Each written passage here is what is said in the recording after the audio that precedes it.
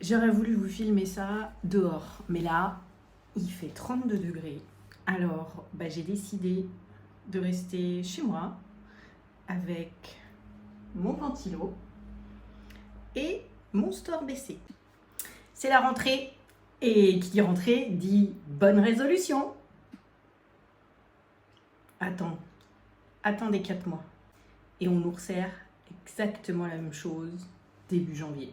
C'est toujours la même rengaine. J'ai pas envie de parler de bonnes résolutions, parce que de toute façon, on les tient jamais. Dans le genre, je m'inscris à la salle de sport, j'y vais 2, 3, allez 4 fois si je suis optimiste.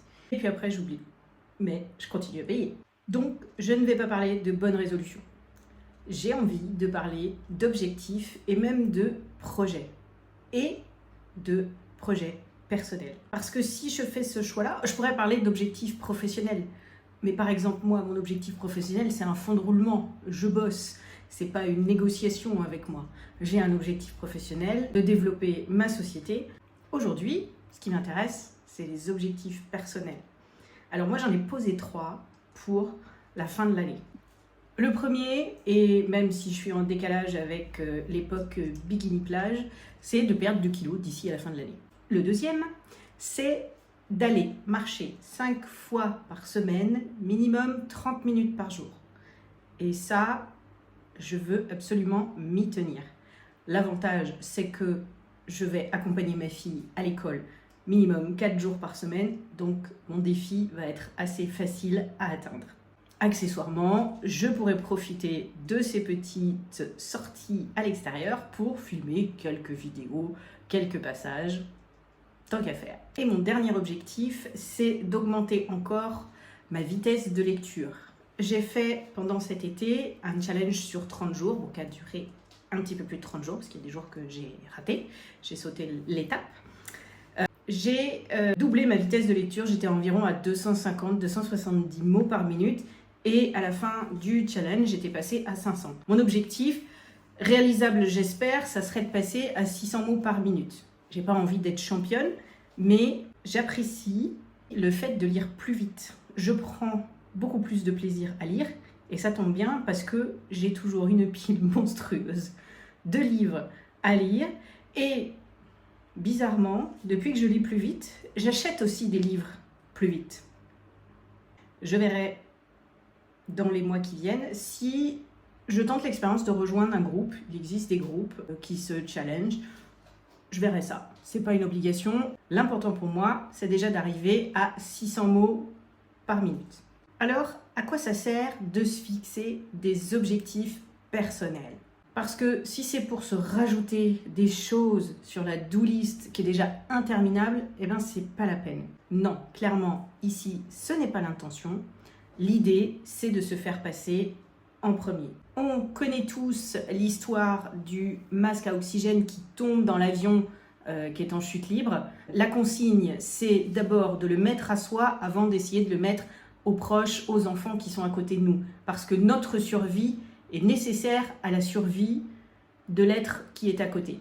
Et souvent, on oublie que s'occuper de soi pour se recharger en énergie, c'est aussi servir son entourage. Alors pourquoi avoir des objectifs personnels ? À quoi bon quand on n'a déjà pas de temps pour faire tout le reste ? Avoir 1 ou 2, voire 3 objectifs, mais c'est bien le max, c'est se donner une chance, une motivation tous les matins, un élan pour avancer. C'est également s'obliger à réfléchir sur comment est-ce qu'on se met en priorité dans sa vie. C'est aussi la satisfaction non négligeable d'atteindre ses objectifs. Finalement, c'est avoir l'opportunité de grandir personnellement. Alors bien sûr, il faut y aller en douceur. On va commencer par un objectif accessible, réalisable. Le but n'est pas de se fixer des objectifs inatteignables et de se retrouver débordé très très rapidement. Donc, on commence par un petit objectif, quelque chose de réalisable. Ensuite, on se donne un timing, on pose des étapes, des jalons. C'est important parce que ça permet de faire le point régulièrement sur son objectif. Et puis enfin, on prévoit un bilan. Alors le bilan, il est réussite ou pas, mais ce n'est pas parce qu'il n'y a pas de réussite que c'est forcément un échec. On peut très bien revoir le timing d'un projet, d'un objectif et rester flexible avec soi. L'idée n'est pas d'en arriver à se taper dessus parce qu'on n'a pas réussi l'objectif qu'on s'était fixé au départ. C'est tout le contraire. Alors pour choisir un objectif, eh bien, il faut savoir prioriser un petit peu dans ce qu'on désire, dans ce qu'on aime le plus. Ça peut être lire un livre par mois. Ça peut être utiliser ce kit de tricot commandé l'année dernière et qui n'est pas ouvert. Ça peut être remettre du mouvement dans sa vie et aller marcher 2 fois par semaine ou faire une séance de yoga avec YouTube ou une autre appli. Et ça peut être faire une jolie pâtisserie de temps en temps pour faire plaisir à la famille et à soi bien sûr.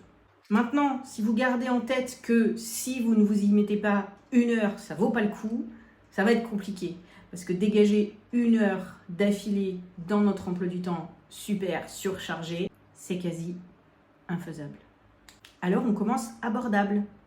Ça va être 10 minutes de lecture, 20 minutes de marche, aller chercher le pain, par exemple. Ou alors 10 rangs sur le tricot qu'on a commencé. Et surtout, félicitez-vous, profitez, prenez soin de vous et abonnez-vous. Et si tu veux en parler, si tu veux un peu d'aide pour structurer tout ça, eh bien, tu peux me laisser un commentaire sous la vidéo. J'y répondrai avec grand plaisir. Mais tu peux aussi prendre justement un moment pour toi en prenant rendez-vous avec moi et c'est gratuit. Et on parle un petit peu de tout ce que tu as envie de faire et je peux t'aider à trouver un peu plus de clarté et te donner l'élan pour commencer à prendre soin de toi. Le lien, il est sous la vidéo pour aller prendre rendez-vous.